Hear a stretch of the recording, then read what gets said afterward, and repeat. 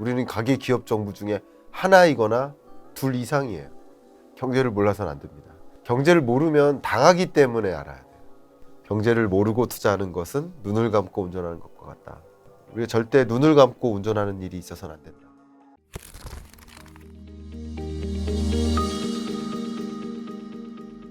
정말 80대 할아버지께서 네. 옆에 밭에서 농사 짓다가 읽으셔도 읽힐 수 있는 책입니다. 우리는 경제의 주체예요. 모두가 경제의 주체예요. 이거 초등학교 시험 문제죠. 경제의 3대 주체를 써 넣어라. 가계 기업 정부. 우리는 가계 기업 정부 중에 하나이거나 둘 이상이에요. 모두가 경제의 주체예요. 경제를 몰라서는 안 됩니다. 경제를 모르면 당하기 때문에 알아야 돼요. 경제를 몰라서 당한 사례들이 여러 가지가 있는데, 예를 들면 21년 끝자락에 20년, 21년 두 개 해를 보내면서 집값은 계속 오르네? 금리는 이렇게 낮네? 그러니까 21년 끝자락에 소위 당하면서 이제 영끌에서라도 집을 사야 되겠어 하면서 21년 끝자락에 영끌에서 집 삽니다. 근데 사자마자 그때부터 집값은 떨어지고 그때부터 금리는 치솟죠. 근데 21년 끝자락에 대출을 엄청나게 많이 일으켜서 집을 샀을 텐데, 근데 그때가 금리의 저점이고요. 심지어 87.5%가 변동금리로 대출받았어요. 그러니까 우리가 보통 의사결정을 내리고 또 재테크나 재무 의사결정을 내리는 건 통상적으로 과거를 돌이키는 일이 아니라 미래에 대한 계획이에요. 근데 우리가 하는 주요 의사결정을 보면 근래의 경험에 기초해서 하는 거예요. 20년, 21년의 경험에 기초해서 23년, 22년, 23년도 그럴 거야 라고 단정 짓고 그렇게 의사결정 내리는 거죠. 그래서 특히 MZ세대 여러분들이 정말 20년, 21년에 집 한 칸 없이 집값은 치솟고 그러면서 소위 말하는 양극화의 대상이 됐는데, 그 경험을 다시 대신 되풀이하지 않겠다.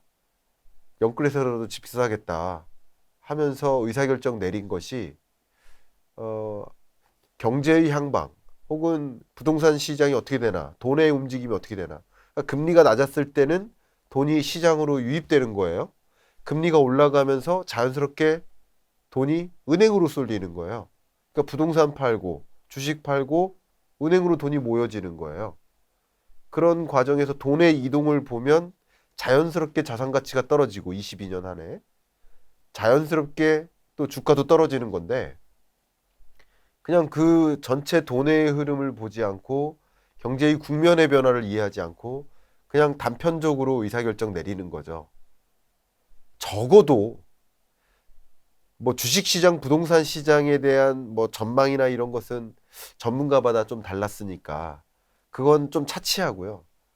적어도 경제를 먼저 들여다보려고 생각하면서 집을 산 사람들은 적어도 금리가 어떻게 될까라는 질문에 대해서 답을 찾으면서 만약에 집을 산 사람들이다 라고 한다면 변동금리로 대출받지는 않았을 것 같아요.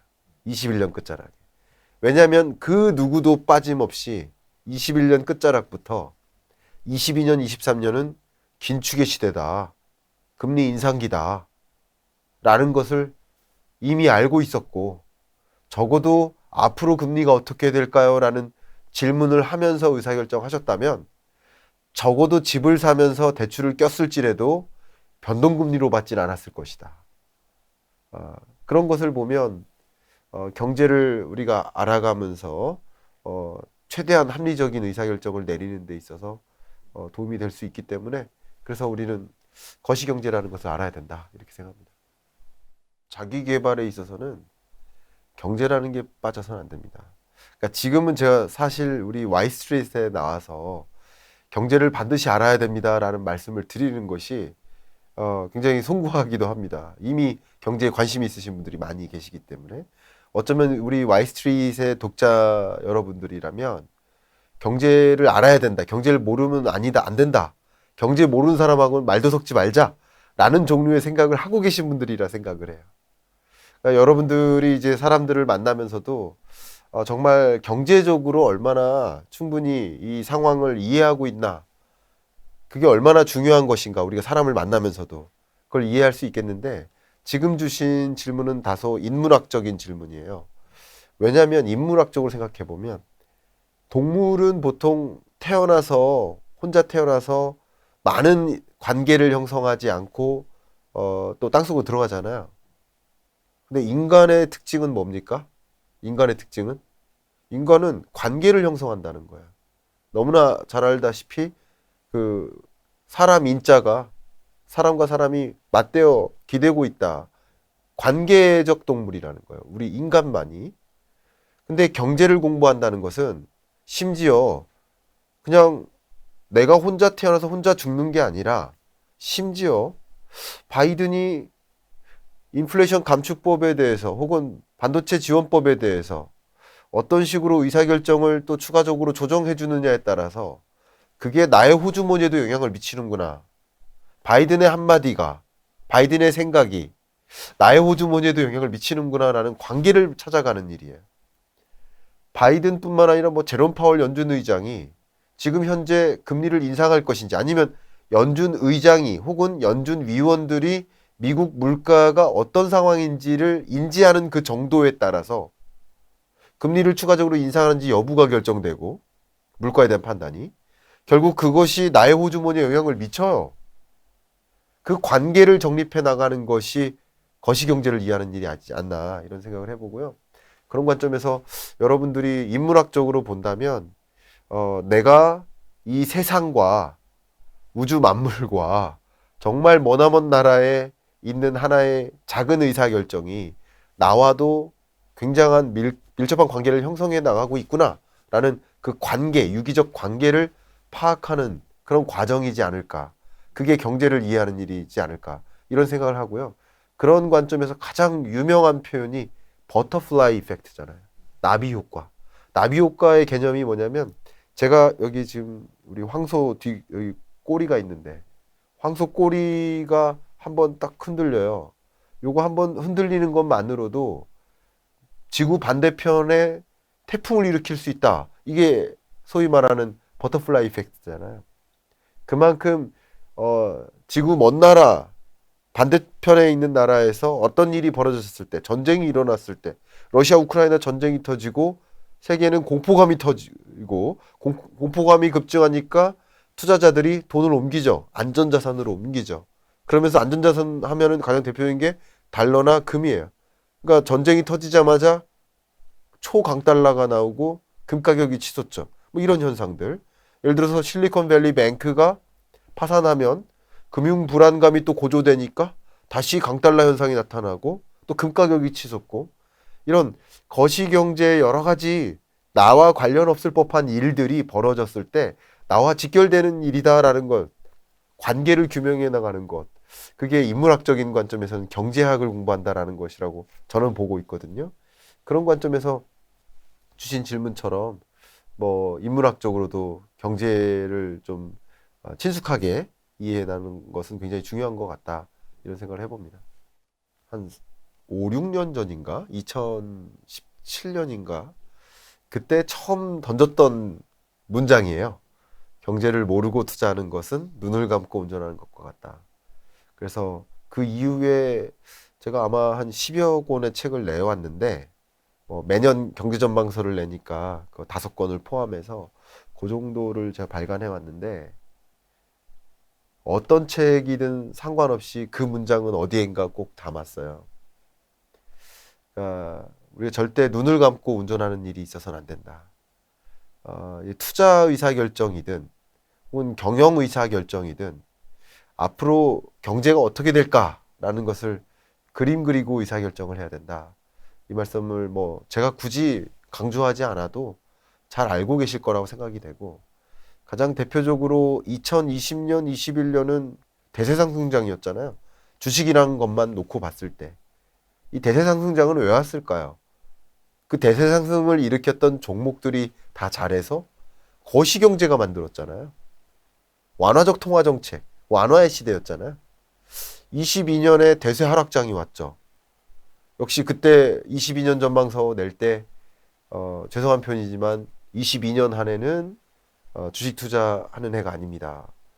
2021년 10월부터 그 말씀을 드렸었죠. 긴축의 시대니까. 긴축적 통화 정책이 집중되는 시대. 그러니까 22년에 주가가 대세 하락하는 이 국면은 그 개별 종목들이 잘못해서가 아니다. 거시경제가 만들어 놓은 거죠. 모든 종목이 일방향으로 떨어지는 것은 대세 하락장을 만드는 것은 거시경제 여건이 그렇게 만든 거죠. 소위 말하는 긴축적 통화정책, 금리 인상이 그걸 만든 거죠. 그런 관점에서 우리가 거시경제를 이해하면 그 시대에 걸맞는 포트폴리오를 가질 수 있다. 저는 그렇게 생각하거든요. 그러니까 돌이켜놓고 생각해 본다면 적어도 결과적으로도 우리가 검증을 해본다면 22년 한 해는 주식 투자를 하지 않는 것이 좋은 의사결정이었다. 오히려 그냥 현금을 보유하는 것이 최고의 의사결정이었다라고 생각해 보실 수 있겠죠. 그러니까 이런 것들이 거시경제 국면을 보면서 국면에 맞게 의사결정하는 그런 노력이라고 볼 수 있지 않을까 생각합니다. 제가 저도 제 채널을 운영하면서 제가 빠짐없이 하고 있는 것 중에 하나는 중요한 경제 지표들이 발표될 때 발표되자마자 즉시 분석을 해요. 그러면 예를 들어서 우리 한국 물가 상승률이 예를 들어서 5.0에서 4.0%로 떨어졌다. 예를 들어서 그렇게 발표가 될 경우 있는 그대로 물가 상승률이 5.0에서 4.0%로 떨어졌습니다. 그러니까 물가 상승률이 22년 7월이 6.3%였으니까 그때 6.3%에서 그래도 우하향하다가 4.2%까지 떨어진 겁니다. 라고 얘기를 해요. 그러면 독자분들의 중에 일부는 받아들이려 하지 않으세요. 그게 말이 되냐? 내가 체감하는 물가는 미친 듯이 지금 계속 천정부지로 솟아오르고 있는데 물가 상승률이 떨어졌다니 그게 말이 되느냐? 도저히 믿을 수 없고 그 통계 조작 아니냐? 정말 이런 댓글 많이 달려요. 자, 그러면서 생각합니다. 제가 이야기하는 그 단어는 물가 상승률인데 받아들이시는 분은 물가구나. 물가 상승률과 물가는 전혀 다른 개념인데 제가 아무리 물가 상승률이라고 이야기해도 물가라고 받아들이시는구나. 제가 이걸 많이 깨달았어요. 그러니까 다시 말씀드리면 여기 이게 한 잔이 1,000원이에요.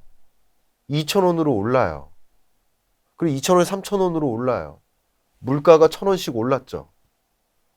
근데 물가 상승률은 1,000원에서 2,000원이니까 100% 올랐어요. 이제 2,000원에서 3,000원이니까 50% 올랐어요. 물가 상승률이 어떻습니까? 100%에서 50%로 떨어졌죠. 물가는 치솟지만 물가 상승률은 떨어지죠. 그러니까 물가 상승률을 가지고 이야기해도 물가로 받아들이시니까 서로 간에 이 미스언더스탠딩이 발생하는 거예요. 그러니까 어떻게 보면 경제 언어, 죄송한 표현입니다만 이코노미스트들은 제롬 파월 연준 의장은 한국은행, 한국은행 금통위 위원들은 물가 상승률 가지고 얘기하는 거예요. 물가를 가지고 얘기하지 않아요. 근데 받아들이시는 독자분들이 자꾸 물가로만 인식한다면 내가 받아들이는 체감 물가랑은 너무 다르다. 이렇게 인식하실 가능성이 높죠. 그렇기 때문에 우리가 경제를 바로 이해하기 위해서는 경제라는 언어를 장착해야 된다. 아무리 좋은 CNN에서 뉴스를 제공해도 영어를 못 알아들으면 그 정보가 나한테 전달이 안 되듯이 그게 아는 만큼 보인다는 거 아니겠습니까? 기본적인 경제 언어를 내가 갖고 있어야 경제를 바로 받아들일 수 있다. 이 말씀을 드리고 싶어요. 한 단계 더 나아갈게요. 지금은 이제 물가 상승률과 물가와의 차이를 말씀드렸는데 역시 물가 상승률과 여러분이 체감하시는 체감 물가 상승률은 또 다른 거예요. 예를 들면 이런 겁니다. 물가 상승률이 우리나라 최근 고점이 6.3%예요. 22년 7월이에요. 근데 그 당시에 제가 어떤 건설사에 가서 L사 그 건설사 사장님께서 커피 한잔 하는데 강의 끝나고 커피 한잔 하는데 물가 너무 치솟아서 죽겠다. 지금 특히 건설사 입장에서 체감하는 물가는 뭘까요? 건설 원자재, 특히 철강 스크랩이 너무나 치솟아서 구할 수가 없어요. 철강 스크랩이 200% 상승한대요. 그래서 이 사장님이 체감하시는 물가가 200%라는 거예요. 근데 물가 상승률이 6.3%니까 지금 24년 만에 최고치입니다라고 말씀드렸는데 그게 맞냐고. 그러니까 이게 물가 상승률은요. 460여 가지의 소비 품목의 가격 등락률을 계산하는 거예요. 물론 가중치가 달라요. 품목마다. 그런데 이 건설사 사장님의 체감 물가는 뭐예요? 철강 스크랩 가격 상승률인 거예요. 어쩌면 많은 주부님들은 장바구지 물가, 집에서 자주 사는 팥 가격, 호박 가격 이런 거 가격이 상승할 때 물가 상승률이 몇이다라고 느끼시는 어제는 호박이 1,000원이었는데 오늘은 2,000원이에요. 그럼 호박 물가가 어떻게 됐어요? 2배 올랐죠. 그럼 100%인 거예요. 이 소위 소비자의 체감 물가는 100%인 거예요. 근데 그게 아니라 460여 가지의 소비 품목의 가격 등락률인 거예요. 그러니까 우리가 개념하고 있는 소비자 물가 상승률의 개념과 여러분이 받아들이시려 하는 그 체감 물가 상승률의 개념 또 달라요. 460여 가지가 아니라 한 가지인 거예요. 어쩌면. 또 재밌는 거. 체감 물가는요. 재밌게도 어제랑 비교해. 혹은 직전 소비 행태가 벌어졌을 때. 그러니까 오늘은 호박 샀고 한 2주 전에 호박 샀어요. 그때의 가격과 비교해요. 그러나 소비자 물가 상승률은 전년 동월과 비교합니다. 그러니까 당연히 전년 동월과 비교했을 때 에너지 가격 지금 잡혔잖아요. 22년 2분기와 4, 5, 6월과 23년 4, 5, 6월과는 그 에너지 가격은 오히려 떨어졌습니다. 지금 물가 안정세가 나름 나오는 이유가 에너지 가격이 떨어져서요. 이때 배럴당 100달러 찍었었잖아요. 국제 유가가. 그때랑 비교해야지 직전월과 비교하면 안 되거든요. 그러니까 이런 것들도 역시 지표 물가와 체감 물가의 차이다. 한 가지만 또 추가적으로 체감 물가와 지표 물가의 차이만 설명드리려도 2시간 갑니다. 근데 한 가지만 또 말씀드릴게요. 체감 물가는 원래 높아요. 왜 원래 높냐면 유독 상승하는 거에 더 민감해요. 그리고 떨어지는 것은 받아들이지 않아요. 호박 가격이 1,000원에서 2,000원으로 오를 때는 인지하면서 2,000원에서 다시 1,000원으로 떨어졌다. 그거는 기억 속에서 지워요. 나한테 불리한 걸 더 가혹하게 받아들이는 경향이 있어요. 그런 면에서 체감 물가와 지표 물가가 다르다. 그러니까 이런 식으로 소위 금리를 결정하는 이코노미스트들이 이야기하는 그 물가 상승률은 바로 CPI 물가 상승률, PCE 마찬가지 그런 종류의 성격인데 나의 체감 물가와는 다르기 때문에 그 지표 잘못됐다, 오류가 있다, 조작이다 이렇게 표현하면 안 된다는 것이죠. 그런 관점에서 경제를 이해하려면 그 지표 물가 자체에 대한 이해 그리고 왜 나와 체감이 다르지 하는 것에 대한 이해 원래 체감이 다르구나 이걸 이해를 가져가셔야 됩니다. 또 뭐 물가 아니고도요 부동산도 마찬가지요. 저는 이제 거시적으로 경제를 보니까 부동산을 이야기할 때도 전국 평균 아파트 매매 가격 등락률을 기준으로 이야기합니다. 근데 같은 말씀을 드려도 이 영상을 보고 계시는 우리 구독자 여러분들은 다 다른 지역에 사시잖아요. 그러니까 저마다 체감하고 있는 부동산 가격의 등락률은 다 다르실 거예요. 그러니까 이 평균 물가 상승률과 평균 주택 가격 등락률과 체감하시는 가격 등락률은 다 다르실 거예요. 그러니까 그 지표 틀려. 받아들일 수 없어. 이렇게 받아들이시기보다는 평균적으로 시세가 이렇게 움직이고 있는데 상대적으로 나와는 다르구나. 차이를 이해하려고 보시면 더 경제가 재밌고 쉽게 이해되시지 않을까 이런 생각을 해봅니다. 금리의 개념은요. 정말 더 쉽게 해요. 예를 들어볼까요? 예를 들어볼게요. 금리는 바로 돈의 가치예요. 그리고 이 물건의 가격이 뭡니까? 바로 물가예요. 그럼 물가가 1,000원에서 2,000원으로 오른다. 그러면 물가가 상승했다. 근데 물가가 상승하는 동안 돈의 가치는 어떻게 됐을까요? 떨어졌죠. 작년에는 1,000원만 주고도 바꿨는데 올해는 2,000원 주고 바꿔야 된다. 그러니까 물가가 오르는 동안 돈의 가치가 떨어지는구나. 바로 이게 금리고요. 그렇기 때문에 높은 물가를 잡기 위해서 금리를 어떻게 하는 겁니까? 끌어올리는 거예요. 왜? 물가와 금리는 역행하기 때문에. 자, 이렇게 설명합니다.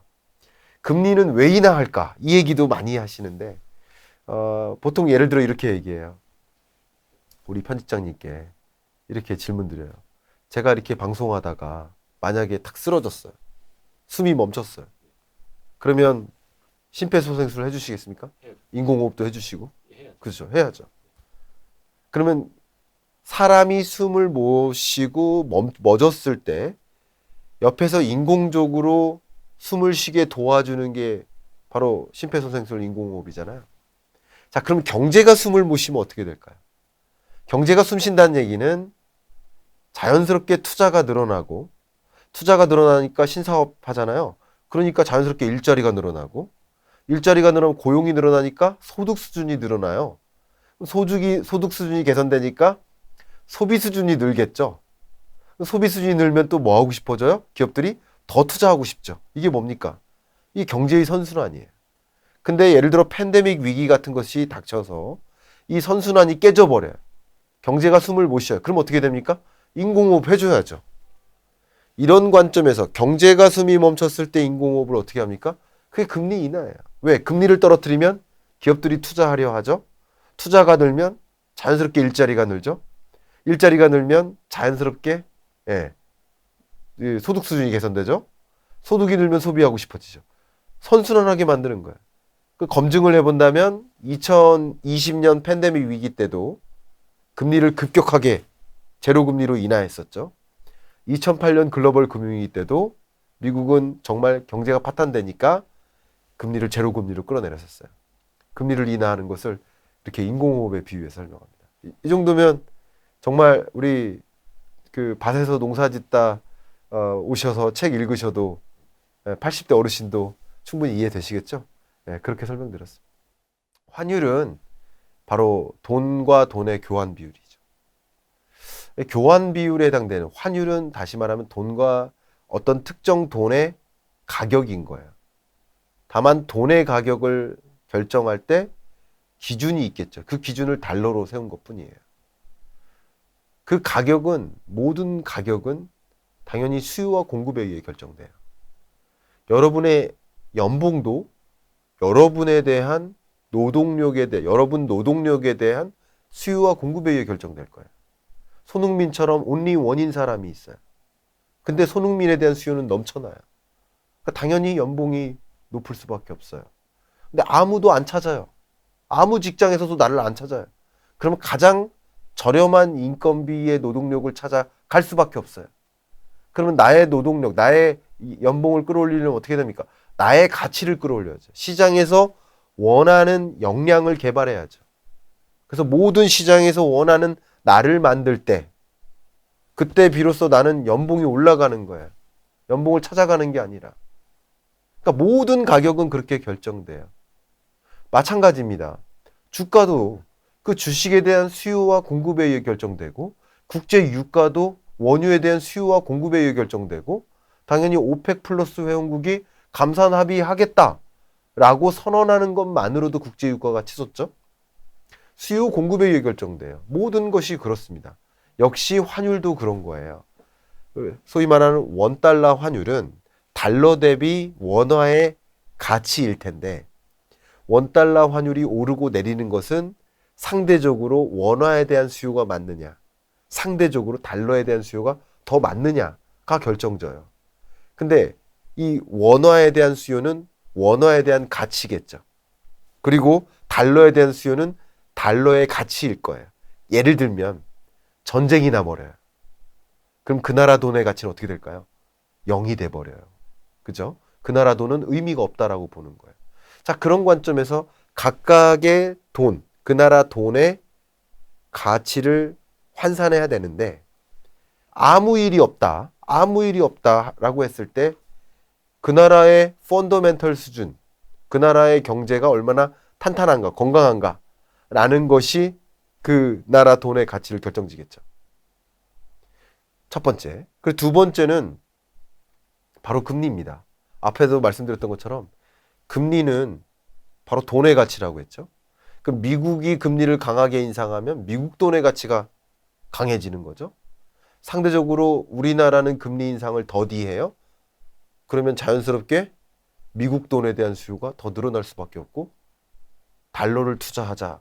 달러 투자에 집중되면서 달러 수요가 집중되니까 달러 가치가 강해지는 거죠. 그러니까 원달러 환율을 볼 때 기본적으로 그 나라 경제가 얼마나 탄탄한가. 미국 경제는 강한 경기 침체는 안 온대. 그러면 강달러인 거죠. 첫 번째. 그리고 미국이 유독 금리를 강하게 인상해. 한국은 금리 인상 못해. 그러면 역시 강달러인 거죠.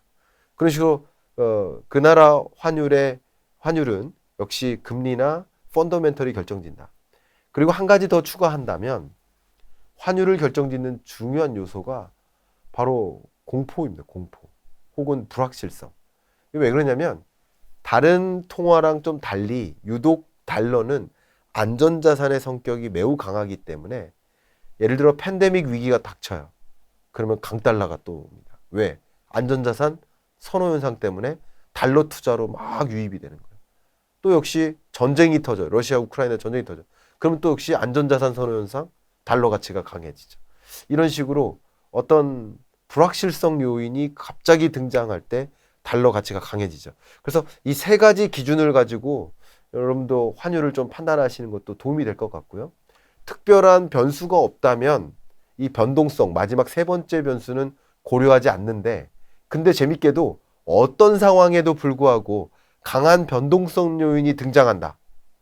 그러면 1, 2번을 제껴버리고 오로지 변동성만으로도 일시적인 강달러를 만들죠.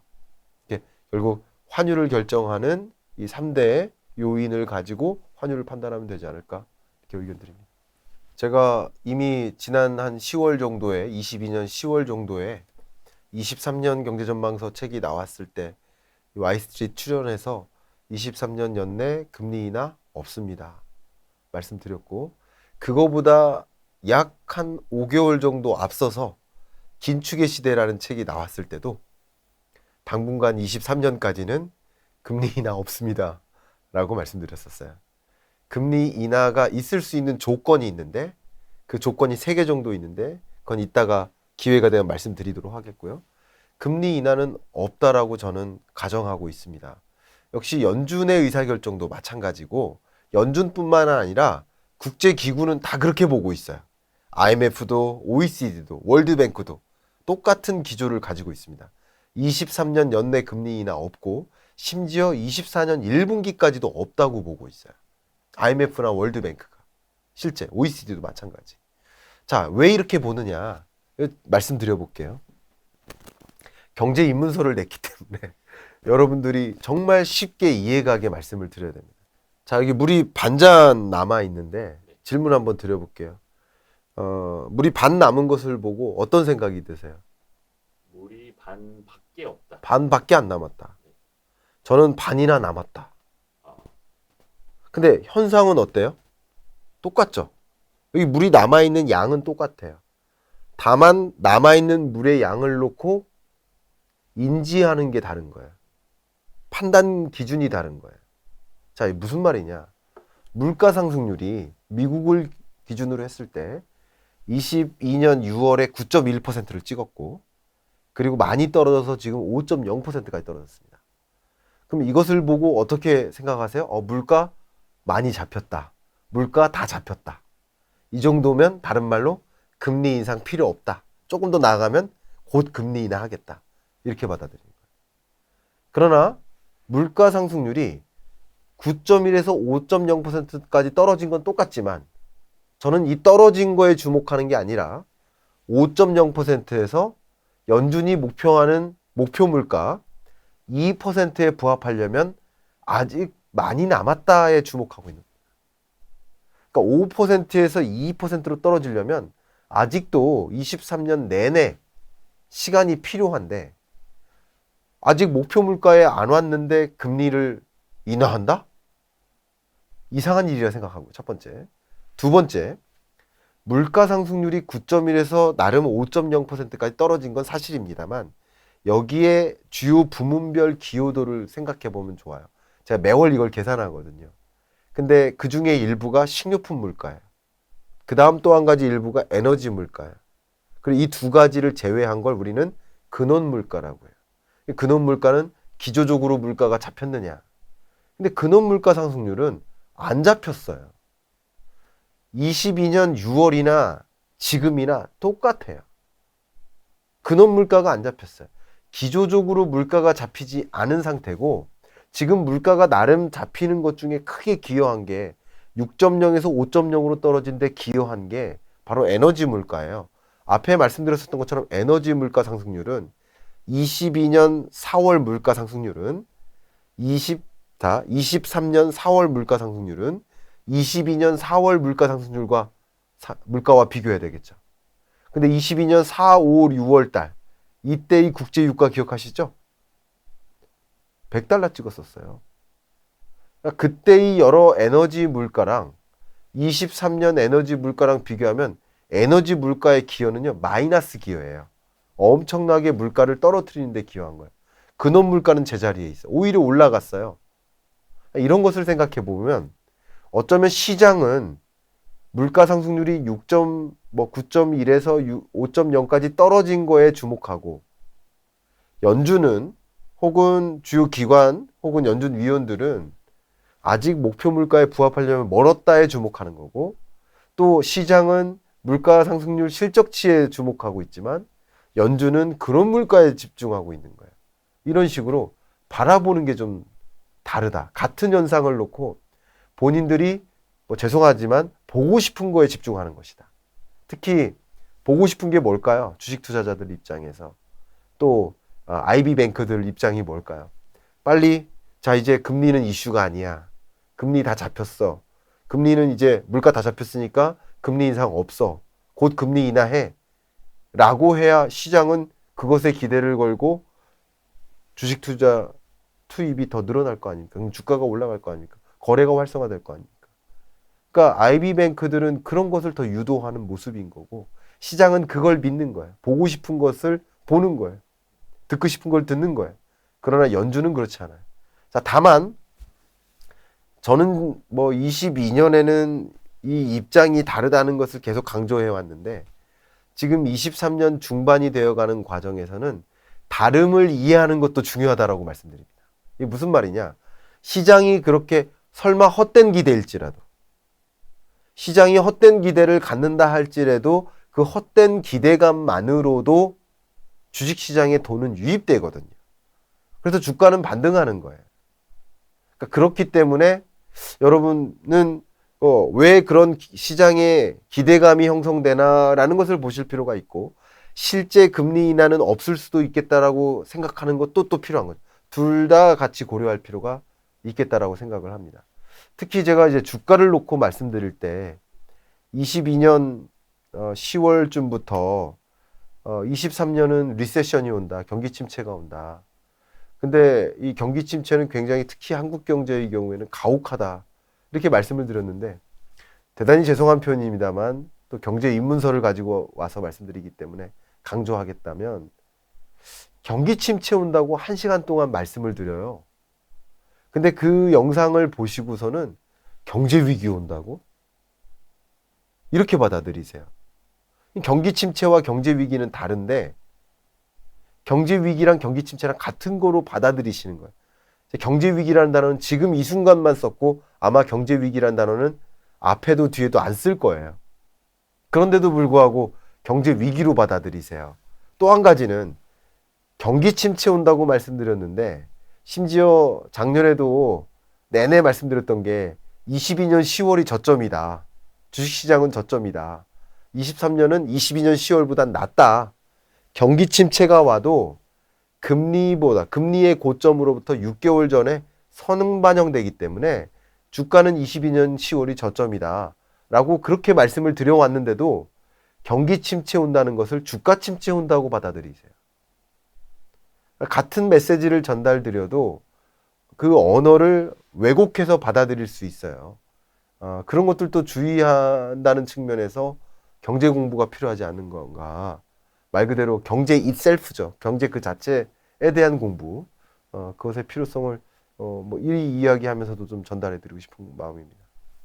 네, 제가 작년 중반부터 금리 인하는 없다. 22년, 23년 연내 금리 인하 없다. 금리 인하가 없는데 금리 인하를 할 수도 있다. 뭐 제가 할 수도 있다. 그 근거가 형성이 되면 그렇다. 그 세 가지인데요. 첫 번째는 만약에 시스템적 리스크가 발생한다. 그러니까 시스템적 리스크에 대한 공포감은 들었었죠. 지난 3월에 은행 파산 사태 이후에. 근데 시스템적 리스크로 이렇게 불거지진 않았죠. 그게 확산되진 않았죠. 그러니까 말 그대로 글로벌 금융위기와 같은, 우리나라로 치면 IMF 외환위기와 같은 어떤 시스템적 리스크로까지 불거진다. 그러면 물가 잡는 일을 뒤로 미루고 일단 그 위기에 대응하기 위해 움직일 겁니다. 그 시스템적 리스크가 만약에 발생하면 그냥 금리를 베이비 스텝으로 인하하는 게 아니라, 그리고 매월 1년에 8번 있는 정례 회의 때 금리를 인하하는 게 아니라 긴급 소집 회의를 열어서 금리를 B컷으로 인하할 겁니다. 예를 들면 2008년 글로벌 금융위기 때도 시스템적 리스크가 발생했기 때문에 역시 긴급 소집 회의를 열어서 B컷의 금리 인하를 해요. 베이비 스텝이 아니라 0.5%포인트를 금리 인하해요. 우리 팬데믹 경제 위기 때도 그랬어요. 미국도 한국도 긴급 소집 회의를 열어서 B컷의 금리 인하를 단행합니다. 이런 거예요. 그렇기 때문에 당연히 시스템적 리스크가 발생한다. 그러면 금리를 급격히 인하하는 일이 다시 발생할 수 있다. 이건 첫 번째 조건이에요. 근데 23년 경제를 봤을 때 시스템적 리스크라고 규명하지 않거든요. 어쩌면 용인할 만큼의, 수용할 만큼의 나름 괜찮은 경기 침체라고 볼 수 있기 때문에 미국 경제 관점에서는 금리 인하를 할 필요성이 없는 거예요. 첫 번째. 두 번째 조건은 어찌어찌 해서 만약에 물가가 빨리 잡힌다. 목표하는 물가 2%에 부합하게 정말 빨리 물가 상승률이 내려와 준다. 그러면 물가는 확실히 안정화됐기 때문에 굳이 높은 금리를 가지고 경기 부양을 뒤로 할 필요가 없어요. 금리를 또 정상화할 필요도 있어요. 그래서 그 어떤 일이 발생해서, 왜냐면 2020년 팬데믹 위기도 이것도 시스템적 리스크예요. 다만 사람이 통제할 수 없는 시스템적 리스크인 거죠. 그런 경제 위기가 닥쳤거나 뭐 전쟁이 멈추거나 혹은 뭐 여러 가지 어떤 일이 발생해서 미중 패권 전쟁이 격하게 일어나거나 뭐 미중 간의 뭐 군사적인 격돌까지 벌어지거나, 그건 어떤 일이 있을지 몰라요. 그 어떤 일이 어쨌든 발생해서 물가 상승률이 어쨌든 목표하는 2%에 부합하게 충분히 왔구나라고 수긍하게 올 경우라면 당연히 금리 인하 할 수 있습니다.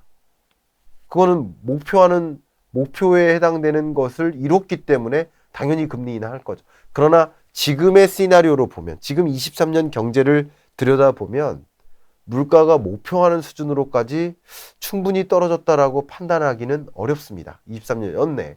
특히 말이죠. 잘하면 10월, 11월, 빠르면 요 정도의 목표하는 물가에 가깝게도 올 수 있어요. 2%대 중후반까지 올 수도 있어요. 올 가능성이 있다고 봅니다. 특히 PC를 기준으로 했을 땐 그래요. 그런데 연준 위원들 입장에서 혹은 연준 의장 입장에서 생각해 봤을 때 이제 물가 다 잡혔네? 당장 금리 인하해야지? 이런 생각할까요? 아니면 정말 확실히 물가 잡혔는지 여부를 지켜보면서 정말 확실히 물가 잡혔다라는 사인을 확인하고 나서 금리를 인하할까요? 후자에 가깝지 않을까요? 연준의 입장에서 생각해 보자요. 제가 항상 말씀드린 게 파월의 마음을 읽어라. 파월의 마음을 생각해 보면 당연히 그럴 것이다. 그 두 번째입니다. 세 번째를 좀 말씀드려 보면, 이거는 가장 대표적으로 잭슨홀 미팅을 좀 겨냥해서 말씀드린 건데요. 왜냐하면 잭슨홀 미팅 때쯤 되면 이제 여름 7, 8월이 되면 물가 상승률이 어지간히 잡힐 거예요. 뭐 3%에 가깝게 PC 물가 상승률 같은 경우는 그 정도까지 올 수 있습니다. 그러면 이제 어떤 논의가 시작될 수 있냐면, 학제 간에 야, 과연 우리 미국 경제에 2% 물가가 어울려? 왜냐하면 물가 목표치는 중앙은행에서 결정하는 거예요. 중앙은행에서 우리나라 경제를 봤을 때 뭐 너무나 높은 물가도 아니고 가혹하게, 그리고 또 경제에 너무나 부담을 주어가면서까지 그렇게 막 1, 2%까지 유도할 필요는 없다. 예를 들어서 그런 관점에서 목표 물가를 3%로 조정하는 게 어떻느냐, 2.5%로 조정하는 게 어떻느냐 라는 학제적 논의가 먼저 시작될 거예요. 그게 보통 잭슨홀 미팅 때 격돌이 일어나요. 그래서 학제적 논의가 시작되면 만약에 연준에서 물가 목표치를 2.5나 3으로 조정하는 것이 타당하다라고 인정한다. 만약에 그러면 그것을 채택하기 위한 보고서가 발간된다거나 연준에서 그때 비로소 금리 인하의 어떤 근거가 마련되는 거예요. 그토록 파월이 2% 고리라고 외쳤는데 2%라는 목표 물가를 이룰 때까지는 계속 금리 인상하겠다라고까지 선언해 왔는데 목표 물가에 부합하게 안 왔는데 금리 인하를 한다? 파월의 입장에선 절대 그걸 담아낼 수가 없어요. 그런 관점에서 생각을 해본다면 목표 물가 자체를 조정하는 일은 있을 수 있다. 과연 어울리는 물가인가? 이게 뭐냐면 야, 물가 2%로 내리다가 초과상관 다 태운다.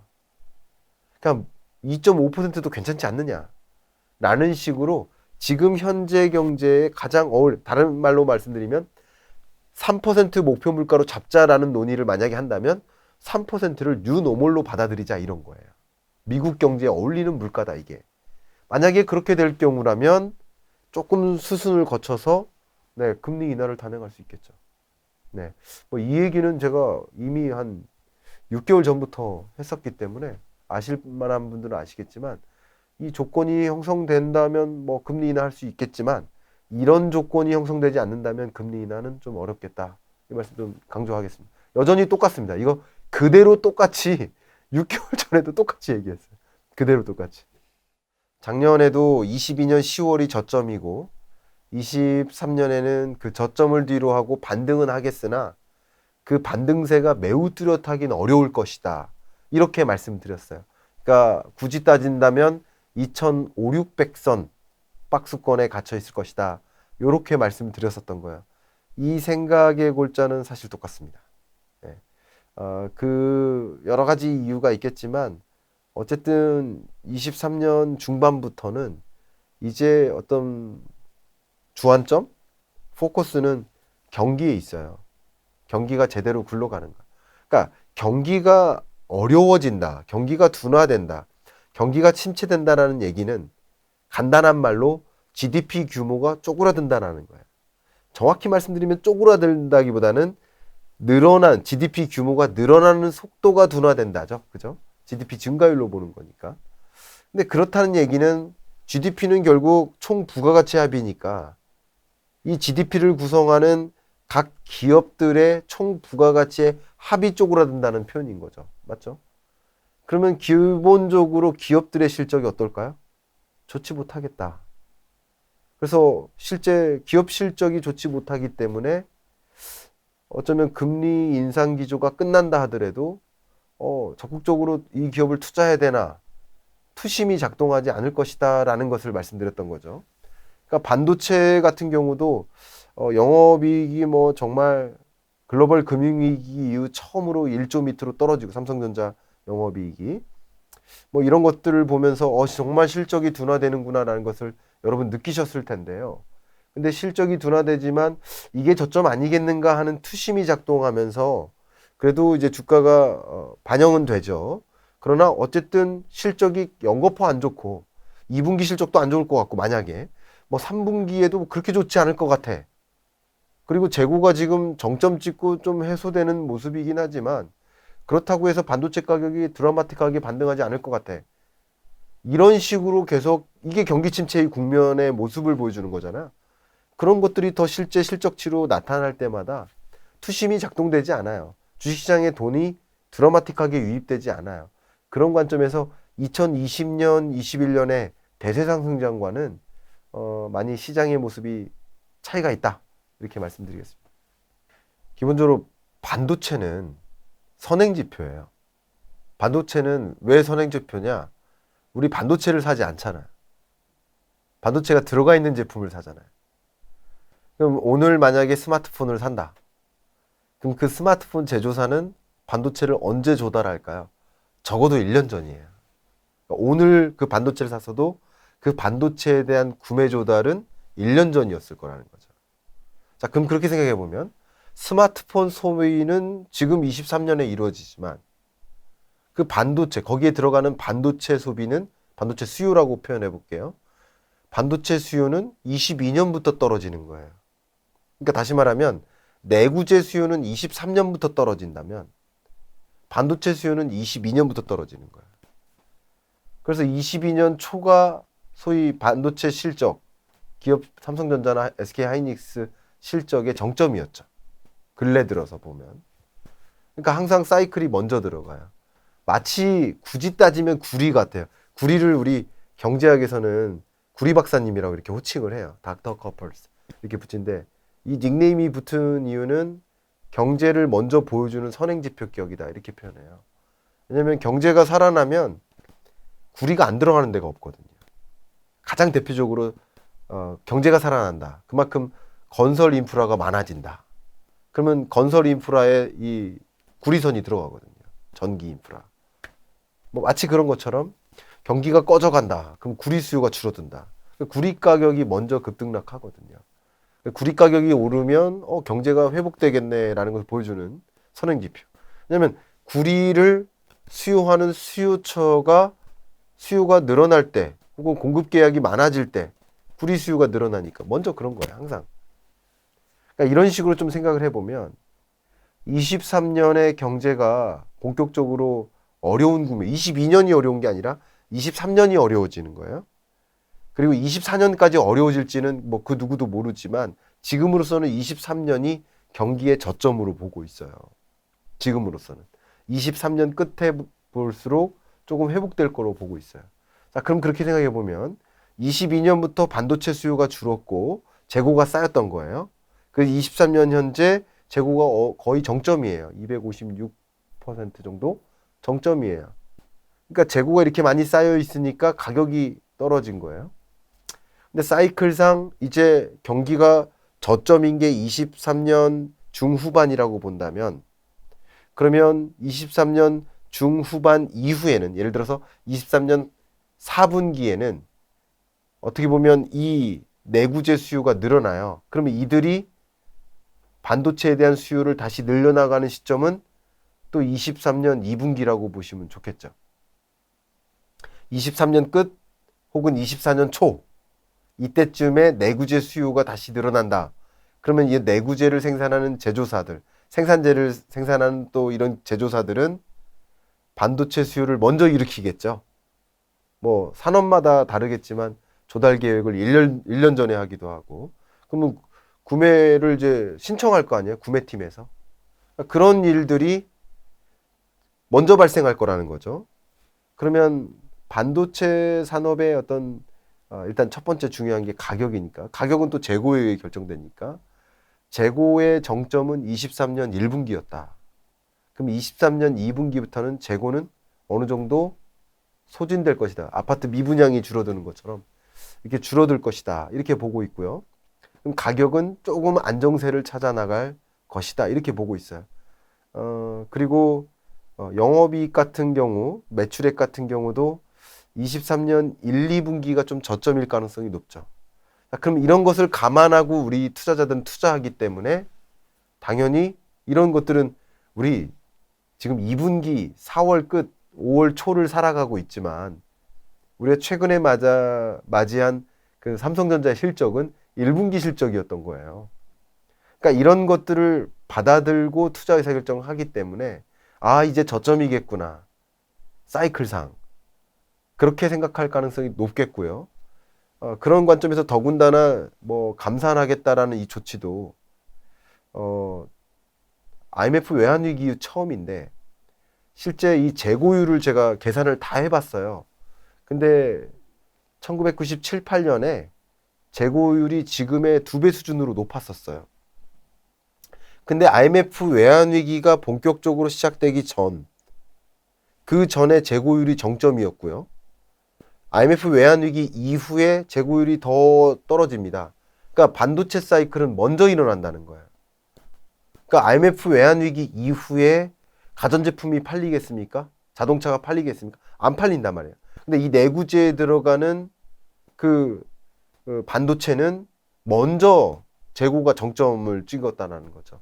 그러니까 사이클상 먼저 일어난다라고 생각해 보면 경기 침체 국면이 23년 끝자락, 이게 저점이라고 생각을 해본다. 2분기 이후에 3분기, 4분기 저점이다라고 한다면, 그리고 이제 회복은 23년이 지나서 혹은 23년 4분기나 24년 1분기 정도가 경기의 회복이 좀 진전된다라고 가정을 해봤을 경우, 보통 이렇게 시나리오를 그리거든요. 이렇게 전제를 했을 때 반도체에 대한 어떤 사이클을 그려본다면 23년 1, 2분기가 반도체 사이클상 저점이다. 이렇게 볼 수 있겠고, 그런 관점에서 저는 어떤 생각까지 했냐면 이 뭐 예를 들어서 주식시장에서 주도주라는 개념을 많이 쓰잖아요. 근데 이 주도주라는 것은 다소 심리적인 거예요. 그러니까 유망주라는 개념하고 좀 다르죠. 성장주, 가치주 이런 개념하고 좀 다르죠. 주도주는 다소 심리적이에요.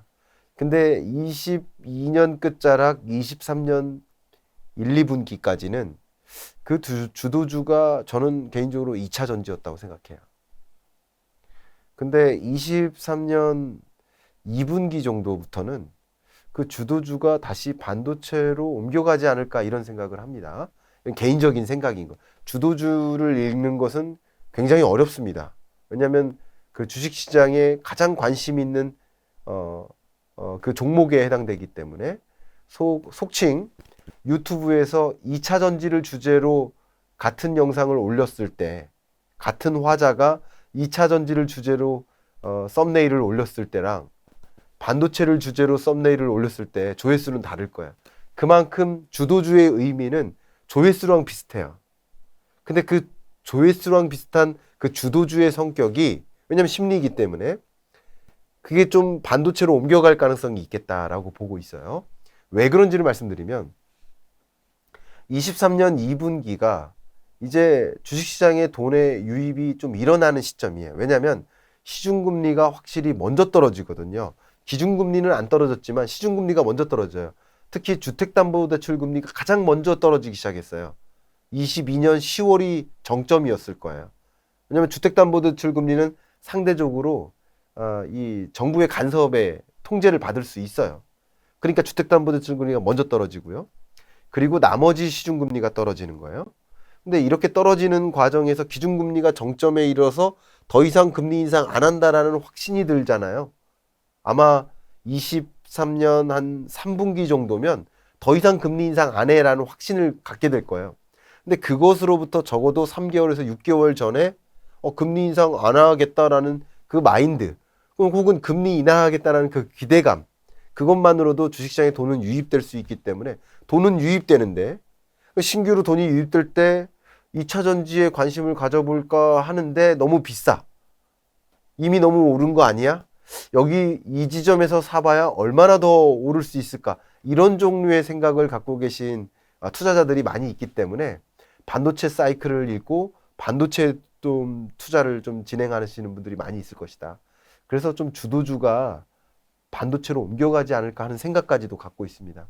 그래서 제가 말씀드리는 것은 경기를 읽고 또 반도체 사이클을 선행해서 읽어나가면 그런 관점에서 또 금리나 이런 것들도 같이 어울려서 생각을 해보면 주도주마저도 바뀔 수도 있겠구나 하는 생각.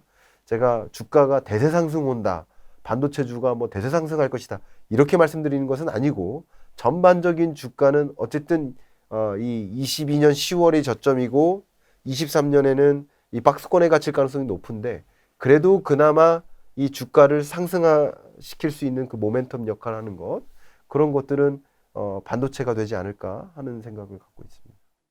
달라집니다. 그 달라지는 지점이 저는 개인적으로 23년 3, 4분기 안에 올 것이다라고 보고 있습니다. 물론 그 달라지는 것도 지역마다 천차만별하게 나타날 거예요. 저는 그 얘기를 책에다가는 이제 탈동조화라고 표현을 한 거야. 탈동조화는 각 지역이 따로따로 논다 이런 느낌이라고 좀 이해해 주시면 좋겠습니다. 전통적으로 부동산 시장을 들여다보면 서울 수도권이나 비수도권이 함께 움직이거든. 함께 상승하고 함께 하락하고 그런 움직임이었는데 23년 지금의 경우 22년, 23년 상반기까지 조정을 거친 이후에 다시 점점점 반등을 향해서 가는 과정에 아직 반등이 됐다는 말씀이 아니에요. 반등을 향해서 찾아가는 과정, 그런 과정에서 지역별로 따로따로 움직이는 모습이 두드러지게 나타날 것이다. 이렇게 보고 있습니다. 기본적으로 그런 관점에서 저는 이 평균에 해당되는 전국 평균 아파트 매매 가격 등락률 이걸 가지고 설명을 드려보도록 하겠습니다. 이 전국 평균 아파트 매매 가격 등락률이 저점이 마이너스 0.48%였어요.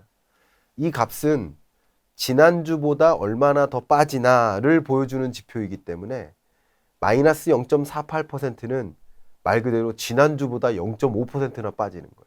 굉장히 빠른 속도로 빠지는 거예요. 그러다가 이 값이 지금은 마이너스 0.3에 가깝게 왔습니다. 그러나 이 값이 여전히 마이너스 안에서만 맴돌기 때문에 0 밑에서만 맴돌기 때문에 이 값이 우상향한다 하더라도 바닥을 찍었다라고 오해해서는 안 되죠. 바닥을 찍었다는 얘기는 이 지표를 가지고 말씀드린다면 0을 찍고 올라와야 되죠. 그죠? 그것을 좀 오해하지 말아 주시고. 그러니까 바닥을 찍었다라고 생각하시는 분들은 어쩌면 이 등락률이 마이너스에서 바닥을 찍고 이 마이너스 폭을 좀 좁혀나가는 그런 흐름이지 않냐라고 보는 의미에서의 바닥이라고 생각하고요. 여전히 마이너스 0.3% 정도에 가깝게 왔기 때문에 지난주보다 0.3%씩 빠지고 있다. 뭐 몇 개월 전부터 굉장히 가혹하게 빠지다가 지금은 적당하게 빠지고 있다. 이 정도로 이해하실 필요가 있지 않을까. 굳이 따지면 경착륙이었던 이 부동산 시장이 연착륙에 가깝게 유도됐다. 저는 이렇게 판단하고 있습니다. 다만 제가 지금 말씀드리는 이 숫자는 전국 평균 아파트 매매 가격이니까 지역별로 구분해서 이해하실 필요가 있겠고 일단은 전국적으로 말씀을 드려본다면 이 가격 등락률이 언제 0을 통과할까 이게 가장 중요한 주안점인 거예요. 특히나 내 집 마련 시점을 고민하시는 분들이라고 한다면 언제 이 값이 0을 통과해서 플러스로 올라설까? 그때 0을 통과하는 지점에 집을 정확히 사셨으면 최적의 시점에 내 집 마련을 성공하신 거라고 볼 수 있겠죠. 그런 관점에서 저는 여러분들께 좀 계속 강조하고 있는 것이 미분양 주택 건수 추이를 꼭 보셔라 이겁니다. 이 미분양 주택 건수가 2020년에 정말 대대적으로 조정됐었거든요. 그때 집값이 폭등했었던 거예요. 그리고 2021년에 미분양 주택이 급격히 줄어들다가 정말 더 이상 줄어들 수 없을 만큼 시장 재고에 맴돌아요. 이때부터 21년에 집값 상승세가 좀 둔화되기 시작합니다. 집값 상승률이 이렇게 치솟다가 이제 둔화되기 시작합니다. 그러다가 22년부터 미분양 주택이 다시 쌓이기 시작해요. 그래서 집값 등락률이 다시 쭉 빠지기 시작합니다. 자, 그러면 정확히 보시면 미분양 주택 건수의 흐름과 이 아파트 매매 가격 등락률의 흐름이 정확히 일치함을 확인할 수 있어요. 데칼코마니처럼.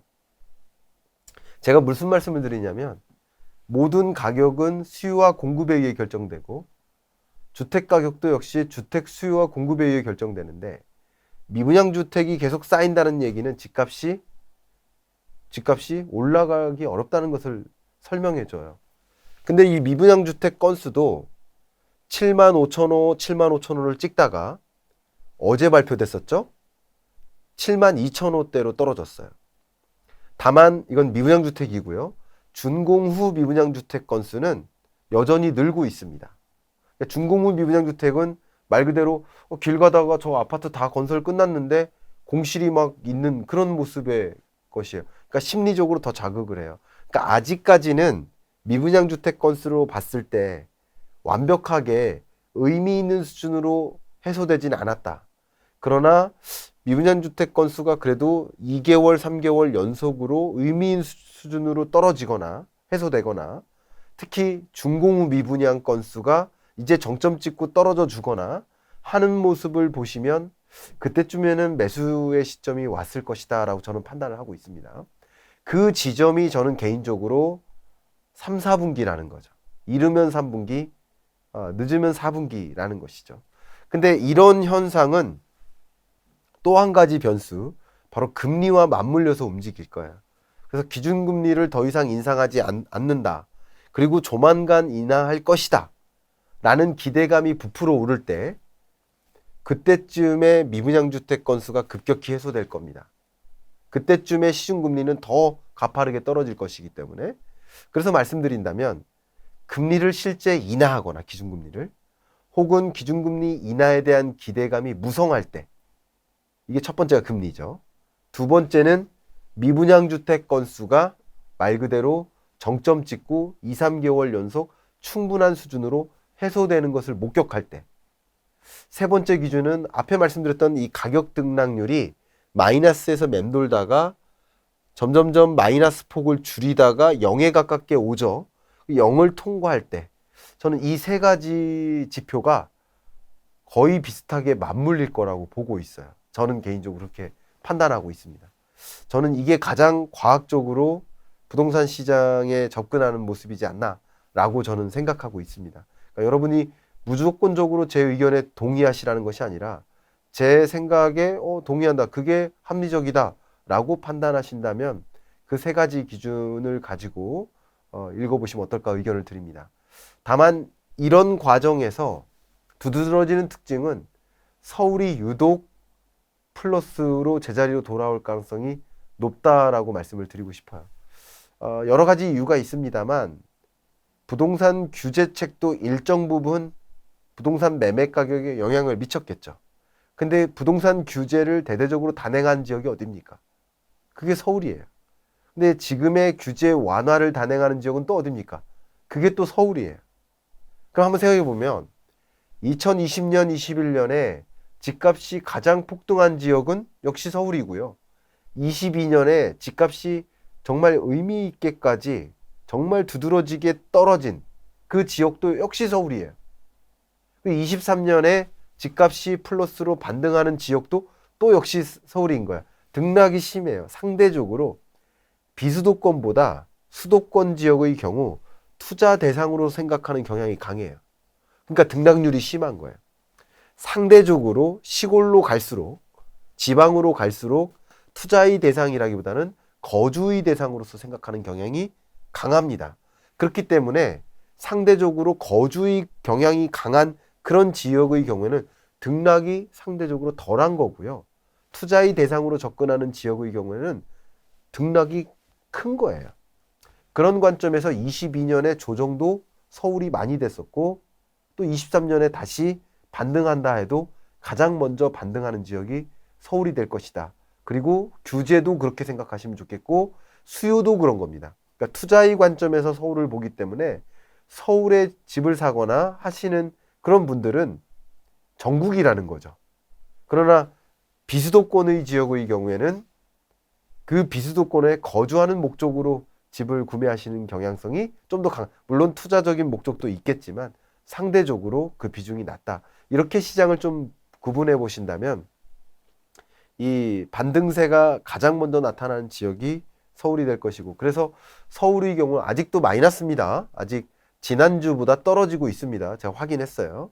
계속 전국 평균 아파트 매매가격 등락률 기준으로 봤을 때 지난주보다 0.2, 0.3% 마이너스 정도를 기록하고 있기 때문에 여전히 떨어지고는 있습니다만 이게 플러스로 반등하기 시작하는 지점도 서울은 어쩌면 3분기 정도에 오고 그리고 전국 평균 매매가격 등락률로 봤을 때는 뭐 4분기나 아니면 23년 1분기나 그 정도에 찾아오지 않을까 이런 생각을 합니다. 제가 왜 이렇게 또 말씀드리냐면 전국 평균 아파트 매매가격 등락률은 서울 집값 등락률이 기여도만큼 반영된 거겠죠. 당연히 그게 반영된 채 움직이기 때문에 어쩌면 여러분이 판단하실 때는 이 값이 설사 4분기에 반등한다 하더라도 서울 집값 상승률이 많이 반영된 평균의 성격이 있을 거예요. 서울 집값을 제외한 비서울 집값 등락률을 따로 환산해서 계산을 해본다면 그 값은 4분기가 아니라 24년으로 넘어갈 수도 있다. 0을 통과하는 지점이. 그렇게 저는 보고 있고요. 이렇게 보고 있는 뷰는 사실 22년 10월에 23년 전망서 가지고 우리 와이스트리트에 출연을 했을 때랑 또 역시 똑같습니다. 기조가 그렇게 바뀐 것은 없습니다.